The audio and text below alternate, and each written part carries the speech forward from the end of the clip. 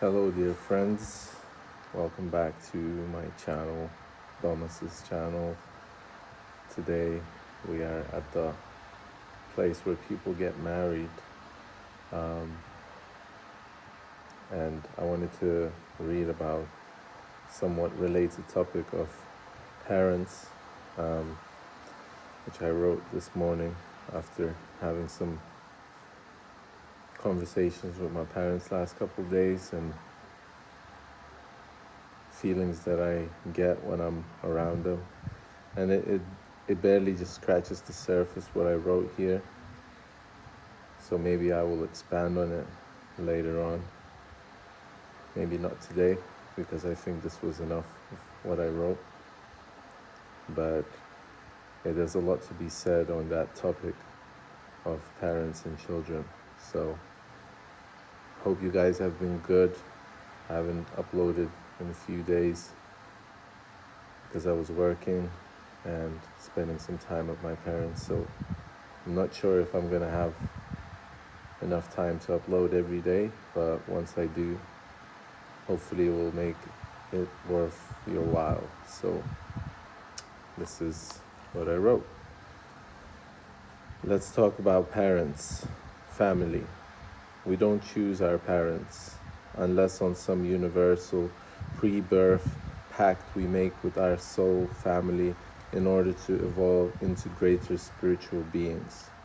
So in a way, everything we experience in this world is for our greater good, even psychological traumas, maybe especially that. You think your life could have been different if such and such didn't happen, but it couldn't. It is the way it is for a reason. We meet our parents in order to learn something. The struggle is figuring it out, what that thing we need to learn is. I can only look at my meetings with my parents to try and see what that thing is that I'm supposed to learn. At the moment, my parents are visiting, and in these days I have been listening to Gabor Mate's teachings about the bond between the mother and the child. I noticed that I change around my parents, especially my mom, and I'm ashamed to say it, but I go into the victim mode. I start to complain about how my life has been set up, about how I'm incapable of learning new things, about how things are only going downhill. In a way, I'm looking for a response, I think, and in a way I'm telling the truth, but in another way I'm lying. I'm looking for attention, and in a way I'm still looking for that loving embrace, a hug, a breast that feeds an infant. When my mom begins giving me reasons why things are actually not that bad, in a way I become calmer, like I got what I was looking for. But then I start looking for another thing to complain about. I blame the fact that I and my mom were separated at an early stage in my life due to my mom having to go to hospital. I assume I have anxious attachment style to people where a connection is never guaranteed. Even now, I flee away. I detach from my closest people. I go into solitude in order to understand myself. I try to show them that they've hurt me and how they've hurt me, but I can't utter the words. And I know it's not their fault. I know they've tried to do their best. As I sit here in a cafe, I can't help but hear three women talking about their life, their mothers, children. So my schizotypal personality disorder trait of magical thinking tells me that discussing this topic is important right now. Even though it is difficult and a lot of different emotions are passing through my brain. Whenever I am around my parents, I try to escape them and go into solitude.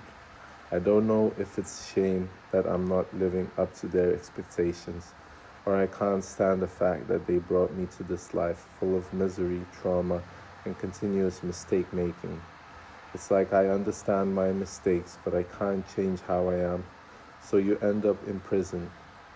It feels like I am paralyzed. Reading through all of this feels like I live a very bad life, but I don't. It's how I feel about it that is terrible.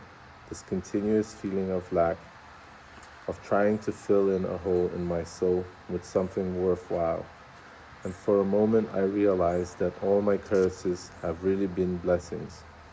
I had an artist in my family because of whom I have an artistic side too. It rarely comes out now, but it really calms me down when it does. I can see being sensitive as a good thing or bad. Every time I tried to deny the fact about being sensitive, every time I drifted away from myself more and more. And after a while, I couldn't even trace who I am anymore. Then I have to make my way back to myself. I guess that's why I moved back home, in order to have less distractions around me. I seem to have surrounded myself with infinite analysis of my feelings now. Becoming sober will do that to you too. I feel the need to dig deep, even if it hurts, but I guess it heals too. I try to not make another mistake. I tread the path carefully, even too carefully now. I try not to insult anyone, to live according to my standards and values, but I'm not sure anymore that it is healthy. There's a feeling that I'm not living up to my fullest potential, and that haunts me. I feel like there was a time in my life where I was going full on, and I'm not doing that anymore. I think there's a lot to be said about forgiveness. There's a need to forgive my parents, which I say that I do, but do I really? There's a need to forgive myself, which I say that I do also, but do I really? It doesn't help to blame someone. It doesn't change anything, just makes it worse. So I forgive everyone, including myself. In a way, it's funny, because why would someone care? I guess the reason is that I am the one that should care about forgiving, about myself, about living life with an open heart. And the topic of parents probably wouldn't be so painful if we lived in villages where a lot of people bring up a lot of children all together. Ideally, I'm not sure if it really happened, but there was a time where a whole village brought up a child. That would mean that you would have many more different perspectives on life and on the world. And you wouldn't put so much emphasis on how much your parents damaged or healed you.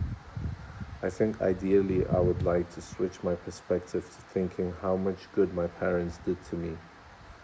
I mean, they really didn't have to. I could have been brought up in a children's home or not met my parents at all. So comparatively, I had it pretty good, although I do think my connection with my dad is not as strong as with my mom, which is normal. But I feel like absent fathers are not the issue only appearing in my family. I think dads, especially a generation which was brought up in Soviet Union, didn't have a great connection to their emotions. Emotions are important. I learned that from Gabor Mate. In a way, they act like our protective system, like our antibodies, keeping out the diseases from our bodies. If something unpleasant happens, our emotions tells us about it. They tell us to scream, but we learn to suppress. And suppression causes diseases. In a way, I see it that it causes our immune system to start attacking itself, like how we blame ourselves for things. That really is not a healthy way to live. I wouldn't want to spend time with someone who is continuously blaming me for doing something wrong 20 years ago. And I think that's how diseases start to form. We destroy ourselves, and sometimes we are proud of doing that. Soviet Union caused so much suppression of emotions that I think it was a reason why alcohol was a way to opt out for a lot of people. It cured the suppression, even if it was for a while. And that caused a lot of addictions, broken families, traumas infecting the families like parasites. It infested whole generations, parents drinking and their children copying them, doing exactly the same thing and continuing the pain. Even though now things are changing, there's still lots of pain encrusted in the DNA. But I think the way out is to feel the pain and meditate on it and transform it. At the end of the day, we are all alchemists. We all have traumas, and sometimes they really tend to transform into our greatest jewels if we allow them to. I hope that it does that for you. With love, Domas.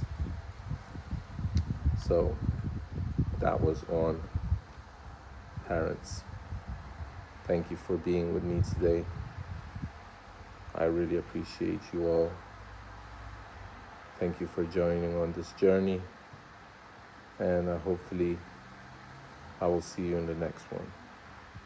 As I was reading this, I thought I didn't say so many things that I could have. But maybe in the next episode. So once again, thank you. I love you. And have a great day, morning, evening, nighttime, whatever you're having. Hope that you have a nice day. Take care, much love, and peace.